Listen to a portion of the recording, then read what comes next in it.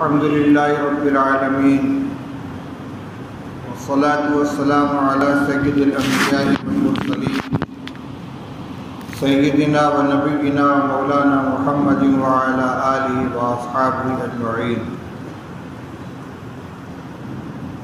أما بعد فأعوذ بالله من الشيطان الرجيم. بسم الله الرحمن الرحيم.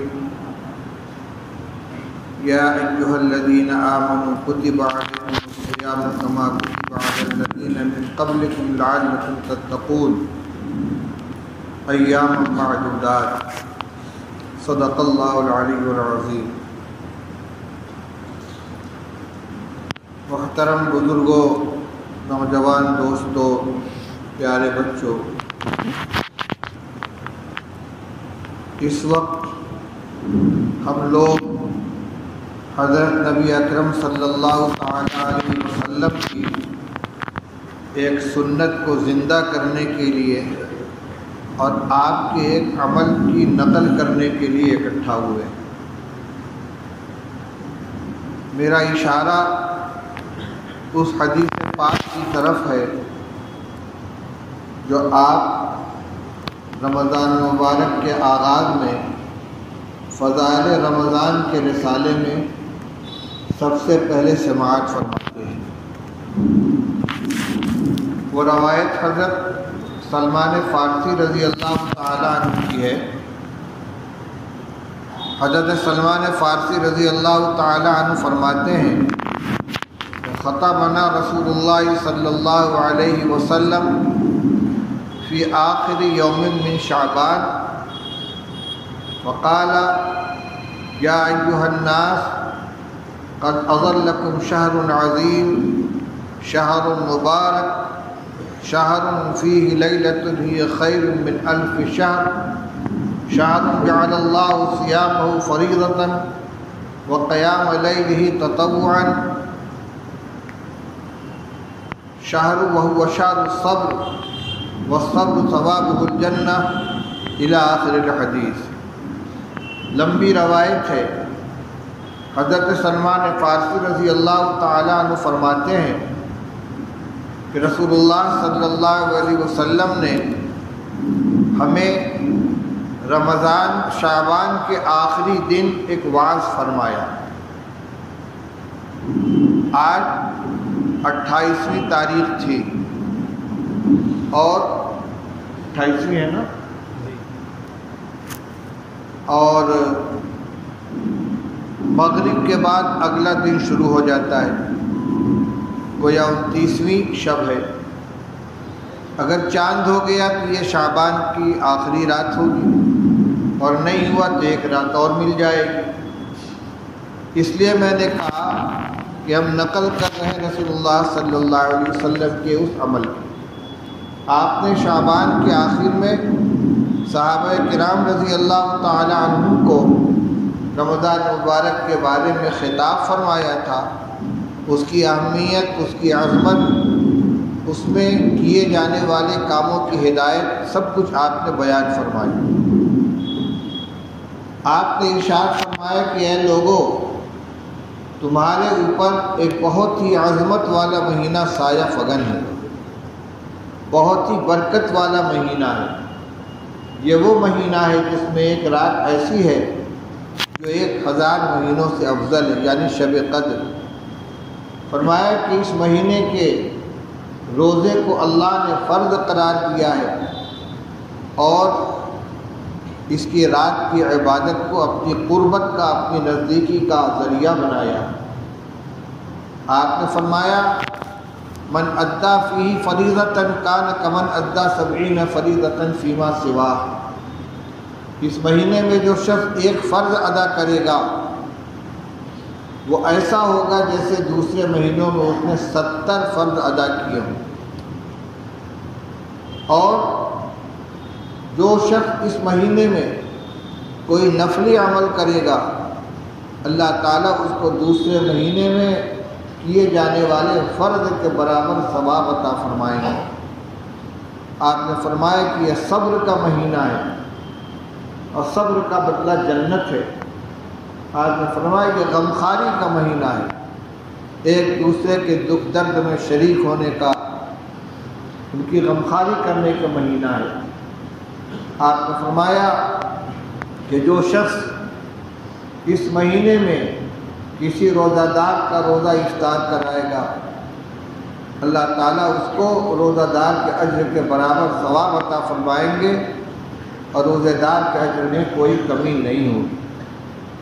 آپ نے فرمایا کہ جو شخص اس مہینے میں اپنے غلام باندی، ملازم اور مزدور سے کام ہلکا کر دے، محنت کم لے، اس کا یہ عمل اس کے لیے جہنم سے خلاصی کا ذریعہ بن جائے گا۔ آپ نے فرمایا کہ وہ شہر اول رحمت اوسطہ مغفرۃ وآخرہ عتق من النار، اس مہینے کا پہلا حصہ رحمت کا عشرہ ہے، دوسرا عشرہ مغفرت کا عشرہ ہے، اور تیسرا عشرہ جہنم سے خلاصی کا عشرہ ہے۔ آپ نے فرمایا استغفروا فی من 4 خصال، اس مہینے میں 4 کام کثرت سے کیا کرو۔ خصلتین لا غنی لکم عنہما وخصلتین ترضون بہما ربکم، ان میں 2 کام تم ہیں کہ جن کے بغیر تمہیں چارہ کار نہیں، اور 2 کام وہ ہیں جن کے ذریعے تم اپنے پروردگار کو راضی کر لو گے۔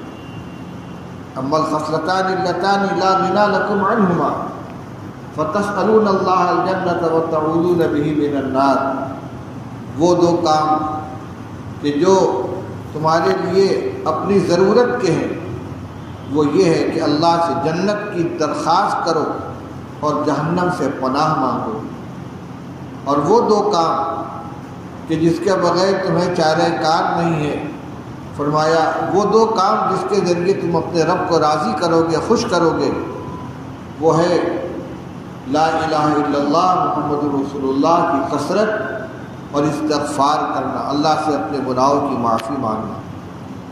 اور بھی بعض مضامین اس روایت کے اندر موجود ہیں، انشاءاللہ آپ ان سب کو سماعت فرمائیں گے۔ یہ ایک اجمالی تعارف ہو گیا پورے رمضان مبارک کا، اس کی برکتوں کا بھی بیان ہو گیا، اس کی خصوصیات کا بھی بیان ہو گیا، اور جہاں تک یہ سوال پیدا ہوتا ہے کہ اس مہینے کو ہم کیسے کمائیں، کیا عمل کریں، کس طرح اللہ کو راضی کرنے کی کوشش کریں، اس کا بھی کچھ عمل رسول اللہ صلی اللہ علیہ وسلم نے اس میں بیان فرما دیا۔ میں نے خطبے کے بعد جو آیت کریمہ پڑھی ہے، یا ایھا الذین آمنوا اتقوا یا ایھا الذین آمنوا کتب علیکم الصیام کما کتب علی الذین من قبلکم لعلکم تتقون ایاما معدودات، یہی وہ آیت ہے جس کے ذریعے اس امت کے اوپر اللہ کی طرف سے روزہ فرض کیا گیا۔ اسی آیت کے ذریعے اس امت کے اوپر روزہ کی عبادت کی فرضیت کا حکم نازل ہوا۔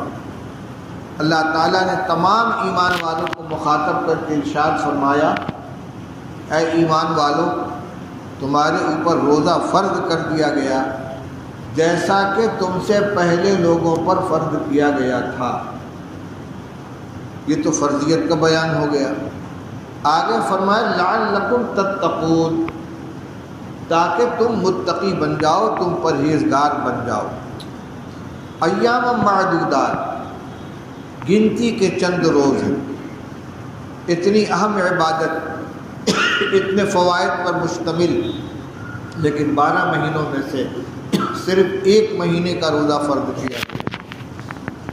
میں اس وقت اس آیت کریمہ میں روزے کی جو حکمت بیان کی گئی ہے اس کے متعلق کچھ عرض کرنا چاہتا ہوں۔ فرمایا گیا کہ روزہ اس لیے فرض کیا گیا ہے تاکہ تم متقی بن جاؤ۔ روزے کا جو اجر و ثواب ہے، اس کی جو برکتیں ہیں، اس کے جو فضائل ہیں، وہ اپنی جگہ پر ہیں۔ اس کی فضیلت کا کیا کہنا؟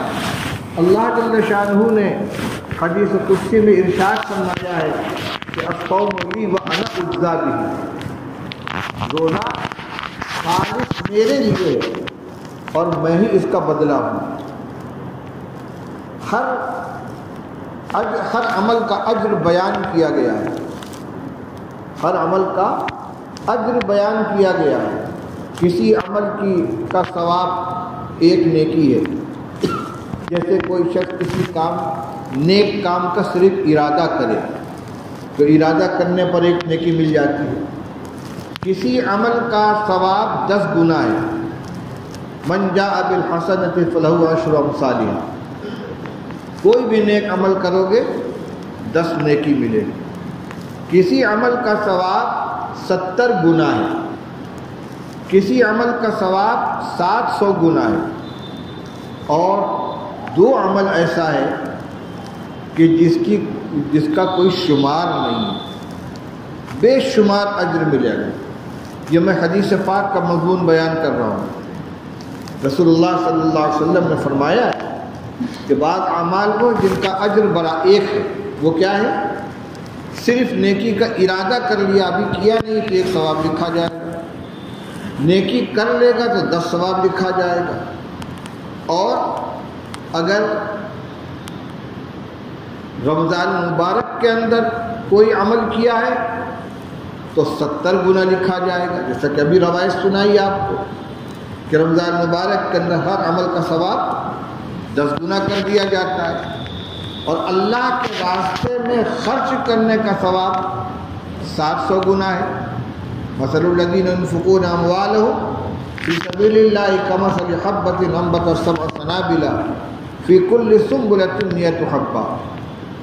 اللہ کے راستے میں خرچ کرنے والے کی مثال ایسی ہے جیسے ایک دانہ زمین میں بویا جائے اور اس سے 7 بالیاں نکلے اور ہر بالی میں 100 دانہ ہو. ایک دانے سے کتنے دانے بنے؟ 700.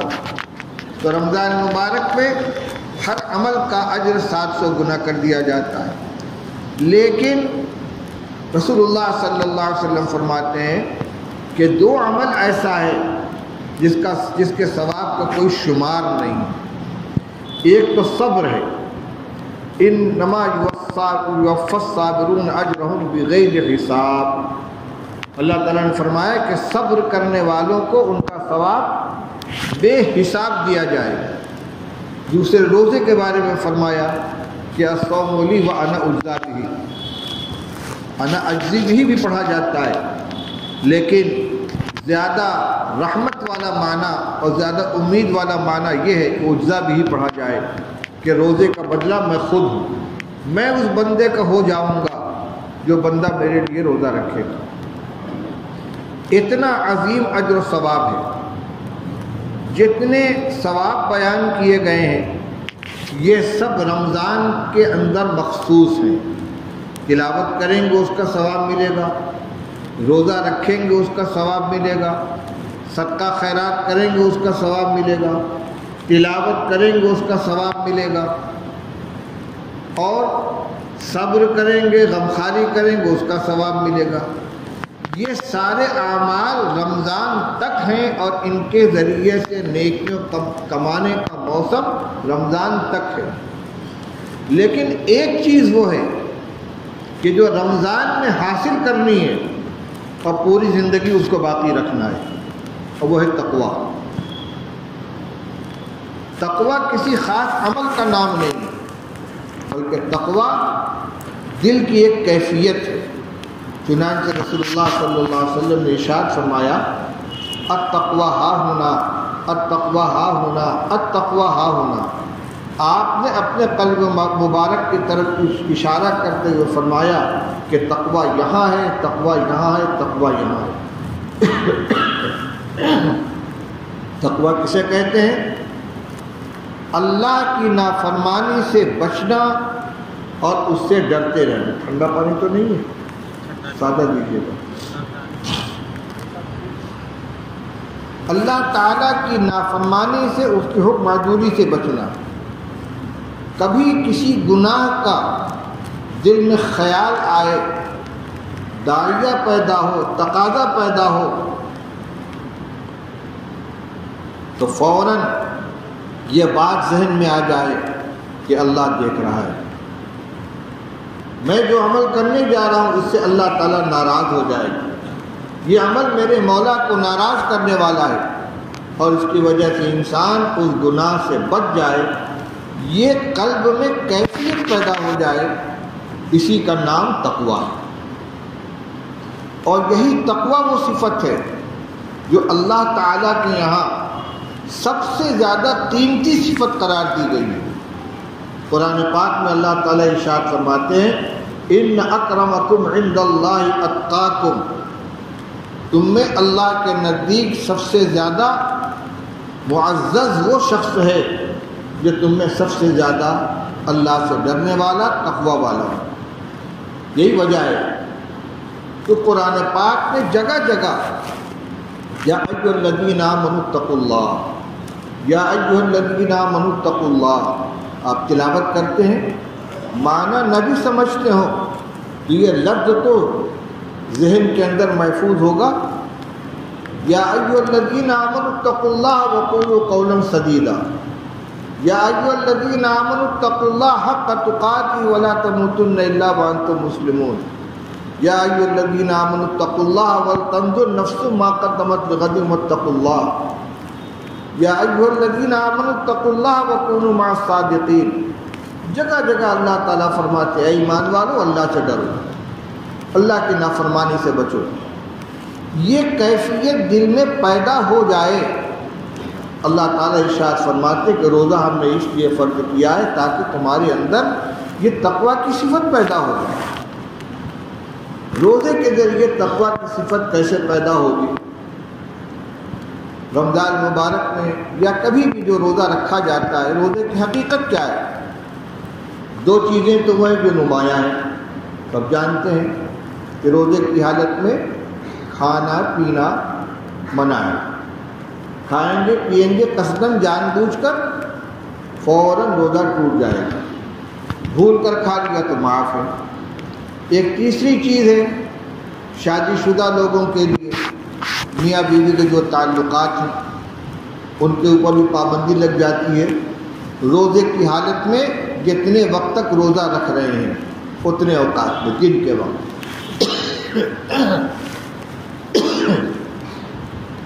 یہ جو تین پابندیاں ہیں کھانے پینے کی اور خواہش پوری کرنے کی، اس پابندی پر عمل انسان کیسے کرتا ہے؟ کیا کوئی روکنے والا موجود ہوتا ہے؟ کوئی نگرانی کرنے والا ہوتا ہے؟ کوئی ٹوکنے والا ہوتا ہے؟ نہیں، ہر شخص خود اپنے عمل کا نگراں ہوتا ہے۔ روزے کی حالت میں اب گرمی کا روزہ آ گیا، 14 گھنٹے کا روزہ ہوگا، شدید گرمی ہوگی، پیاس کا تقاضا ہوگا، گھر میں ٹھنڈا پانی بھی موجود ہوگا، لیکن کیا کبھی کسی مسلمان کے دل میں یہ خیال آتا ہے کہ لاؤ چپکے سے تھوڑا سا پانی پی لیں؟ کتنی بھوک لگی ہو، کبھی یہ خیال آتا ہے کہ تھوڑا سا کھا لیں، کون دیکھ رہا ہے؟ کیوں؟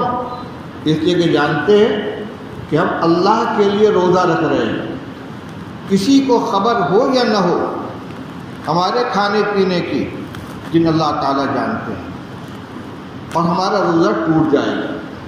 روزہ ٹوٹ جائے گا کا مطلب کیا ہوا؟ یہی تو ہوا کہ اللہ کے ہاں مقبول نہیں ہوگا، ہماری یہ عبادت ضائع ہو جائے گی، اللہ تعالیٰ ہم سے بات پوچھ کریں گے۔ ایسے ہی روزے کی جو تیسری ممانعت ہے اس کا حال ہے۔ تو یہ 24 گھنٹے اور کم سے کم صبح صادق سے لے کر غروب آفتاب تک ہر انسان کے اندر یہ تصور تازہ رہتا ہے کہ اللہ دیکھ رہے ہیں۔ میرے بھائی، کچھ چیزیں وہ ہیں کہ جو عام حالات کے اندر جائز ہیں اور حلال ہیں، ان سے اللہ نے منع کر دیا۔ کھانا پینا، حلال کھانا حلال پینا، پاکیزہ غذا، پاکیزہ شربت اور پانی جو روزے کے علاوہ ہم کھاتے ہیں پیتے ہیں، بسم اللہ پڑھ کر کھاتے ہیں اور پیتے ہیں، اس کے بعد الحمدللہ کہتے ہیں اللہ کی نعمت سمجھ کر، لیکن جب اللہ نے منع کر دیا تو صبح صادق سے لے کر غروب آفتاب تک ہم ان سے رکے ہوئے صرف اس لیے کہ اللہ نے منع کیا ہے۔ تو بھائی حلال چیز سے اللہ نے منع کر دیا اور مخصوص وقت تک کے لیے منع کیا، ہم سختی سے اس پہ عمل کر رہے ہیں، تو وہ کام جس سے اللہ نے ہمیشہ کے لیے منع کیا، جھوٹ بولنے سے منع کیا، غیبت کرنے سے منع کیا، کسی پر ظلم کرنے سے منع کیا، حرام کھانے سے منع کیا، آنکھ سے غلط چیزوں کو دیکھنا، نامحرم کو دیکھنا، امرد لڑکے کو خواہش سے دیکھنا، فلمیں دیکھنا، تصویریں دیکھنا، مووی اور ویڈیو دیکھنا، ان کے لیے تو رمضان کی قید نہیں ہے، تو ہمیشہ کے لیے حرام ہے۔ زبان بولنے کے لیے اللہ نے دی ہے، لیکن اس میں کچھ حدود متعین کر دی ہیں، کیا بولنا ہے کیا نہیں بولنا ہے، سچ بولنا ہے، جھوٹ نہیں بولنا ہے، جھوٹی قسم نہیں کھانی ہے، گالی نہیں دینی ہے، کسی وہ بہتان نہیں باندھنا ہے۔ زبان کے استعمال کرنے کی کچھ قواعد ہیں نا، کان دیا ہے اللہ نے سننے کے لیے، کیا سننا ہے کیا نہیں سننا ہے سب متعین کر دیا ہے۔ تو جس طریقے سے روزے کے ایام میں ہم اللہ تعالیٰ کے منع کر دینے سے حلال غذا حلال چیز کے استعمال کرنے کے سلسلے میں اپنے اوپر پابندی لگا لیتے ہیں، یہ اپنے اندر ملکہ پیدا ہو جائے کہ جن باتوں سے اللہ تعالیٰ نے ہمیشہ کے لیے منع فرمایا ہے ان سے بھی ہم اسی طرح رکیں اور بچیں جس طرح رمضان کے دنوں میں کھانے پینے سے بچتے ہیں۔ اور کیوں بچیں؟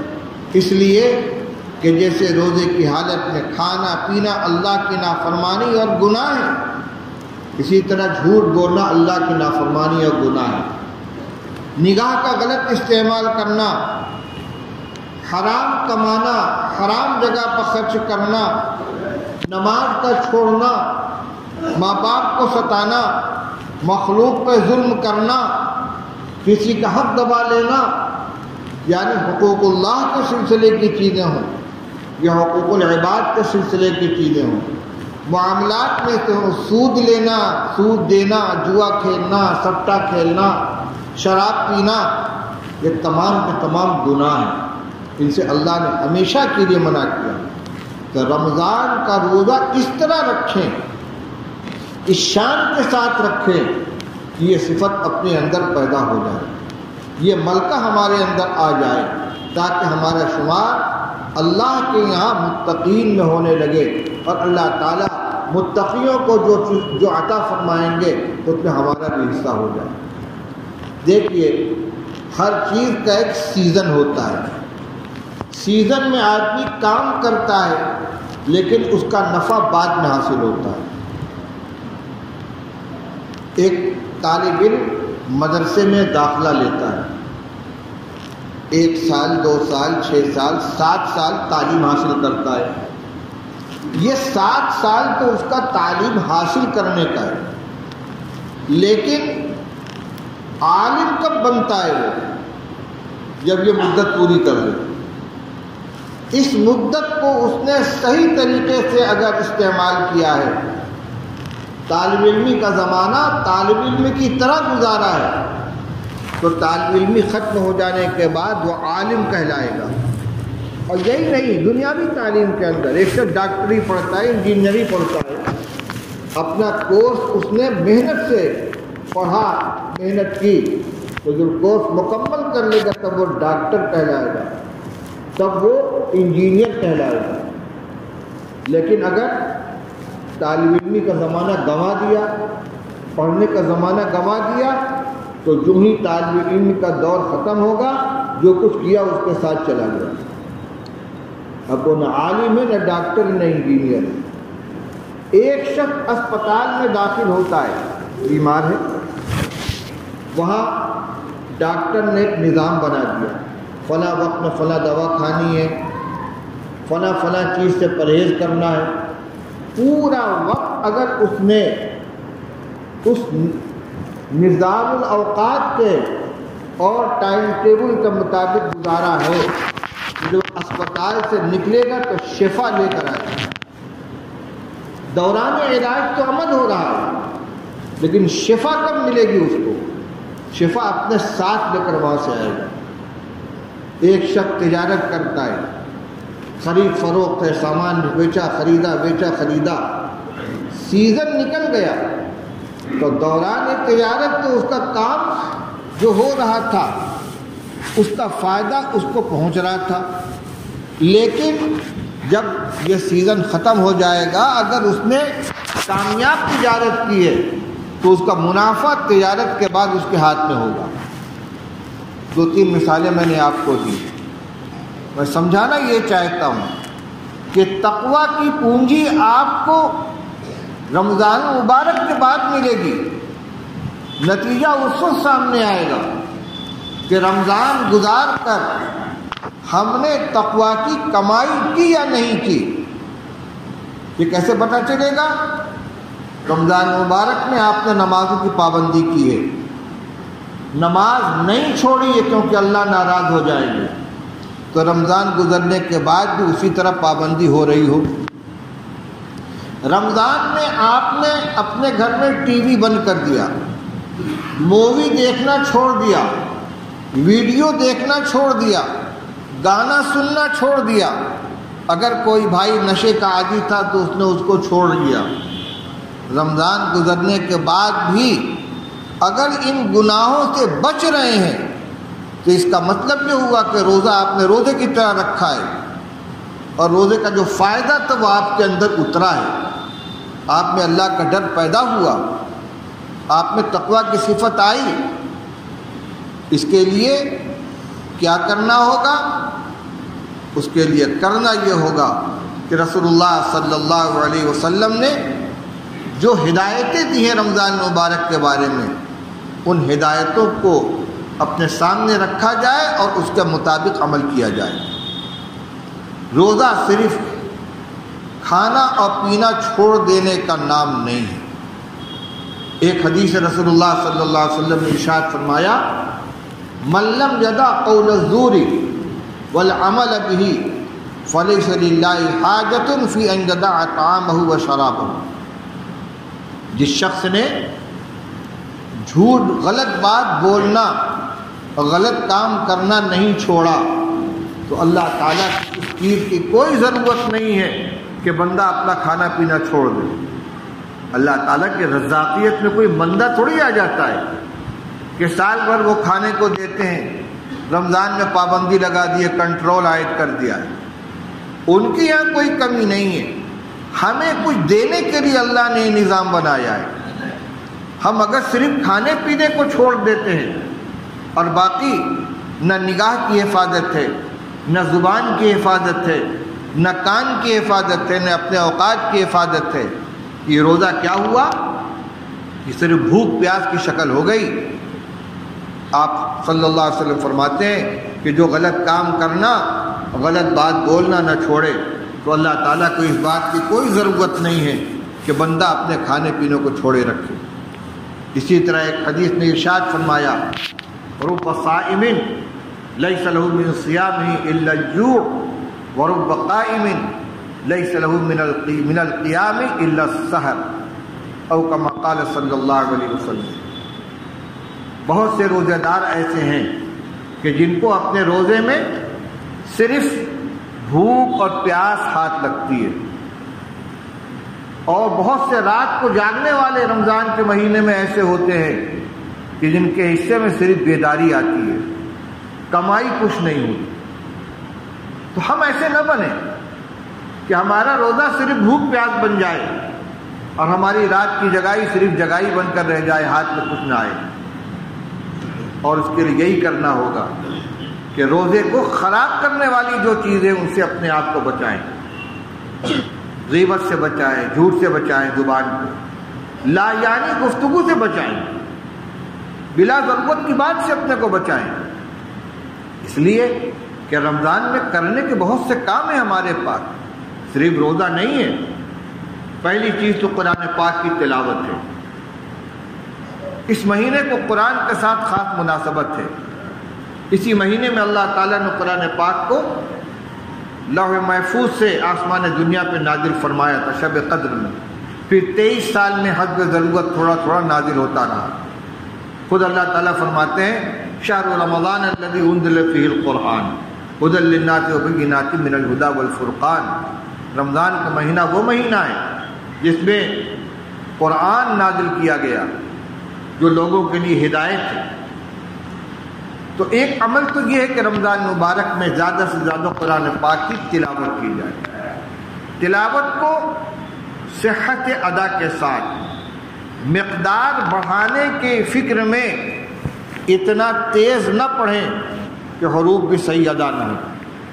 صحیح قرآن کی تلاوت ہونی چاہیے۔ اور ایک چیز اور ہے جس کی طرف متوجہ کر دوں، بعض لوگوں کو دیکھا کہ قرآن پاک سامنے رکھ لیتے ہیں، ہونٹ کو حرکت نہیں ہوتی، قرآن کی طرف دیکھ رہے ہیں اور انگلی چل رہی ہے، یہ تلاوت نہیں ہے۔ تلاوت زبان کا عمل ہے، زبان سے آواز پیدا ہونی ضروری ہے، چاہے وہ آواز آپ کو سنائی دے، پیر ڈھانک دو بھی میرا رومال سے مچھر کاٹ رہا ہے، چاہے وہ آواز دوسرے کو سنائی دے یا نہ سنائی دے، لیکن حروف کی ادائیگی آواز سے ہونی چاہیے، تب ہوگی قرأت۔ تو ایک عمل تو اس مہینے میں قرآن پاک کی تلاوت کا ہے۔ دوسرے جو روایت میں نے بھی آپ کو سنائی تھی، اس میں رسول اللہ صلی اللہ علیہ وسلم نے 4 کام بتائے ہیں۔ اللہ تعالیٰ سے جنت کی دعا کرنا، جہنم سے پناہ مانگنا، اللہم انی اسألک الجنۃ واعوذ بک من النار، اور استغفار، استغفر اللہ ربی من کل ذنب واتوب الیہ، کلمہ شہادت یا کلمہ طیبہ لا الہ الا اللہ محمد رسول اللہ، اشہد ان لا الہ الا اللہ واشہد ان محمدا عبدہ ورسولہ، اس کی تسبیح خوب پڑھنا۔ اس کے علاوہ اور بھی بہت سے کام ہیں، صدقہ خیرات کرنا۔ آپ نے فرمایا کہ یہ مہینہ مواسات کا ہے، غمخواری کا ہے، غریبوں، محتاجوں، ضرورت مندوں کی مدد کرنا۔ یہ تو اسلام کی خاص تعلیم ہے، کمزوروں کی مدد کرنا، غریبوں کا سہارا بننا، اور ظلم سے اپنے آپ کو بچانا، کسی پر ظلم کرنا اسلام کے اندر کسی طرح سے جائز نہیں۔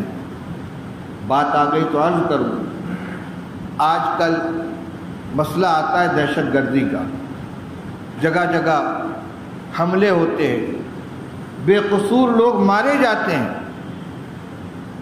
اسلام میں اس کی کوئی گنجائش نہیں۔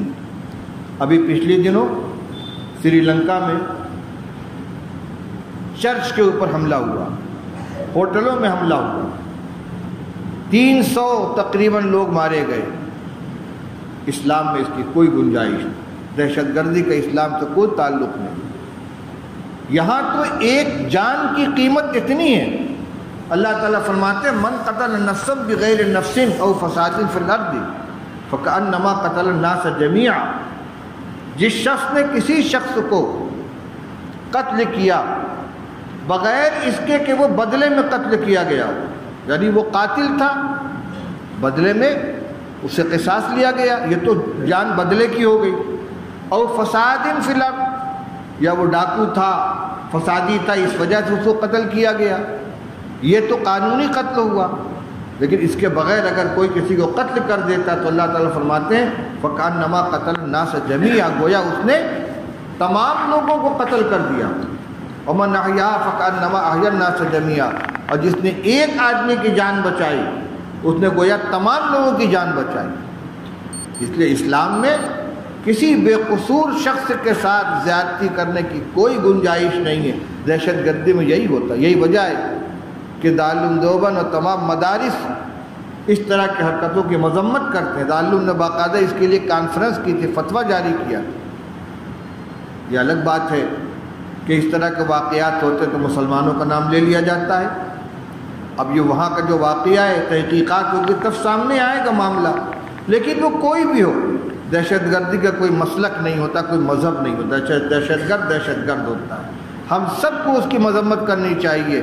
ہم امن پسند ہیں، اسلام امن پسندی ہی کا نام ہے۔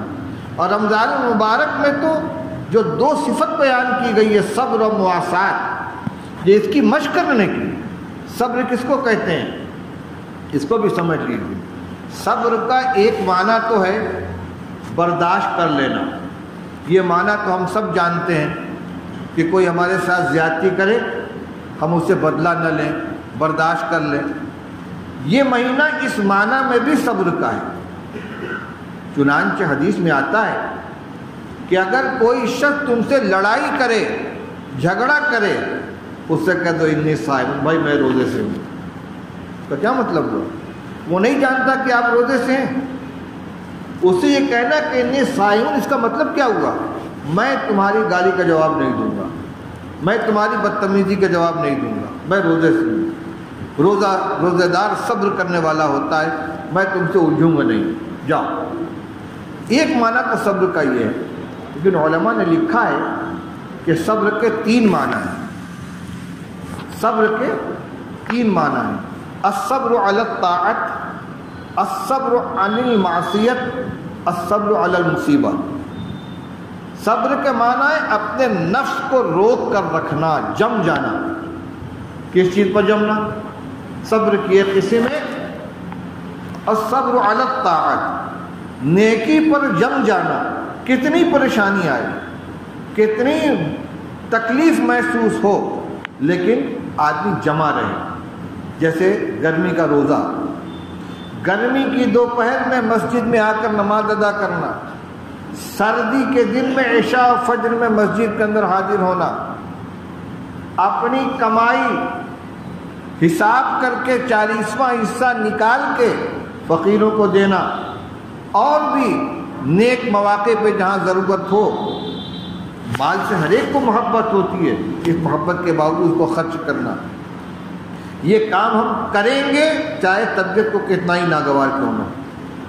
تو رمضان کے مہینے میں روزہ رکھنا اس معنی میں بھی صبر ہے کہ ہم گرمی ہو, تکلیف ہو, لیکن ہم روزہ نہیں چھوڑیں گے. یہ صبر علی الطاعت, نیکی پر جمنا. دوسرا صبر علی المعصیت, گناہ سے اپنے آپ کو روک کر رکھنا, کتنا ہی تقاضا ہو, لیکن نفس کے تقاضے کے باوجود آدمی اپنے آپ کو گناہ سے بچائے. مثال کے طور پر آج کل 2 گناہ بہت عام ہیں, ایک غیبت اور ایک بدنظری. بدنظری یہ وہ گناہ ہے کہ جس میں نیک اور بد کا کوئی امتیاز نہیں. بدنگاہی, بدنظری. حضرت تھانوی رحمۃ اللہ علیہ کے پاس ان کے ایک مرید نے لکھا کہ حضرت میں اپنی نگاہ کی حفاظت کرنا چاہتا ہوں لیکن ہو نہیں پاتی, لگتا ہے کہ نہیں دیکھوں گا تو مر جاؤں گا. حضرت تھانوی رحمۃ اللہ نے جواب میں فرمایا کہ مر جاؤ, مر جاؤ گے اگر نگاہ کو بچا کے تو گناہ نہیں ہوگا, لیکن دیکھو گے تو گناہ ہوگا. میں اس میں سے یہ بات نکالنا چاہتا ہوں کہ تقاضا اتنا شدید ہے نگاہ کو اٹھانے کا اور دیکھنے کا کہ آدمی محسوس کرتا ہے کہ میں مر جاؤں گا, لیکن اپنے آپ کو اس سے روک کر رکھے. یہ صبر ہے, صبر عن المعصیت ہے نا, گناہ سے اپنے آپ کو بچانا. اسی طرح کہیں مجلس جمی بھی, ان کے تذکرے ہو رہے ہیں, بڑی لذت ملتی ہے مردار بھائی کا گوشت کھانے میں, لیکن آدمی اپنے نفس کو اس سے روکے. یہ صبر عن المعصیت. اور تیسری ہے صبر کی قسم, مصیبت کوئی پیش آ جائے, حادثہ کوئی پیش آ جائے تو اس کو برداشت کر لینا, جس کا قرآن میں تذکرہ ہے وبشر الصابرین الذین اذا اصابتهم مصیبۃ قالوا انا للہ وانا الیہ راجعون. ان صبر کرنے والوں کو خوشخبری سنا دیجیے کہ جو ان کو جب کوئی مصیبت پیش آتی ہے تو وہ کہتے ہیں کہ ہم سب اللہ کی اور اللہ کی طرف لوٹ کر جانا ہے. اللہ کی امانت تھی, اللہ نے لے لی, اللہ کی مرضی یہی تھی, جزا فضا نہ کریں, شور شغم نہ کریں.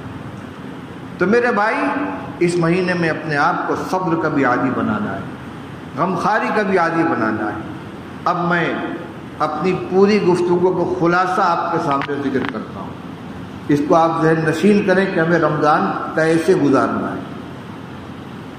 رمضان مبارک کی آمد بالکل قریب ہے.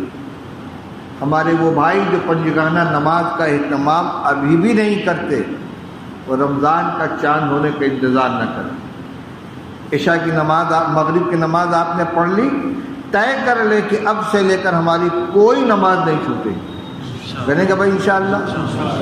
قرآن پاک کی تلاوت رمضان میں اہتمام سے کرتے ہیں، لیکن چاند ہونے کا انتظار نہ کریں، کل سے آپ قرآن پاک کی تلاوت شروع۔ یہ استقبال ہے رمضان کا، رمضان کا استقبال ہے۔ مہمان جب آتا ہے معزز مہمان تو وہ آ کر دروازہ کھٹکھٹائے گا تب آپ کھولیں گے؟ کیا کرتے ہیں؟ دروازہ کھول کے 4 قدم آگے بڑھ کے اس کا استقبال کرتے ہیں۔ رمضان اللہ کا مہینہ ہے، شہر اللہ اس کو کہا گیا ہے، اللہ کی طرف سے مہمان بن کر ہمارے یہاں آ رہا ہے، ہم اس کا استقبال آگے بڑھ کر کریں۔ کیسے آگے بڑھ کر کریں گے؟ ہماری نماز پہلے سے شروع ہو جائے، تلاوت پہلے سے شروع ہو جائے، لغویات سے پہلے سے اپنے آپ کو بچا لیں، شکل صورت وضع قطع پہلے سے درست کر لیں، رمضان کا چاند ہونے کا انتظار نہ کریں۔ پھر جب رمضان آ جائے تو اہتمام کے ساتھ پورے مہینے کا روزہ رکھیں، اور روزے کو ہر ایسی چیز سے بچائیں جس سے روزہ خراب ہوتا ہے۔ نگاہ کی حفاظت کریں، زبان کی حفاظت کریں، کان کی حفاظت کریں، غیبت سے، جھوٹ سے، چغلی سے، گالی سے بچائیں اپنی زبان کو، کسی کے ساتھ زیادتی نہ کریں، ظلم نہ کریں، کسی کی حق تلفی نہ کریں، اور قرآن پاک کی زیادہ سے زیادہ تلاوت کریں، تسبیحات پڑھیں۔ اور تسبیحات میں یہ 4 چیزیں: نمبر 1 اللہ سے جنت کی درخواست کرنا، جہنم سے پناہ مانگنا، استغفار کثرت سے کرنا، اور کلمہ طیبہ کا ورد کرنا۔ اس کے علاوہ آپ نے فرمایا کہ رمضان کا پہلا عشرہ رحمت کا عشرہ ہے، دوسرا مغفرت کا ہے، تیسرا جہنم سے خلاصی کا۔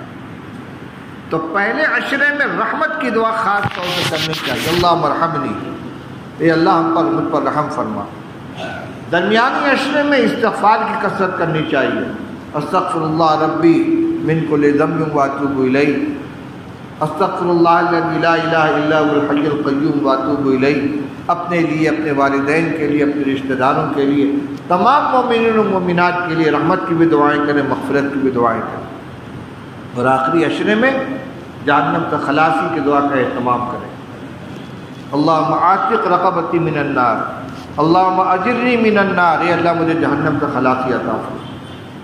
اور اس بات کا اپنے آپ کو عادی بنائیں کہ یہ سارے اعمال وقتی نہ ہوں، بلکہ ان کو اپنی عادت میں شامل کریں، تاکہ رمضان مبارک گزرنے کے بعد ٹھیک ہے تلاوت کی اتنی مقدار باقی نہیں رہ پائے گی جتنی رمضان میں ہوتی ہے، لیکن مطلق تلاوت چھوٹ جائے گی تو نہیں ہونا چاہیے، تلاوت تو روز ہونی چاہیے، نماز تو روز پڑھنی ہے، صدقہ خیرات کچھ نہ کچھ کرتے رہنا ہے، اور جو کام نہ کرنے کے ہیں ان سے ہمیشہ اپنے آپ کو بچانا ہے۔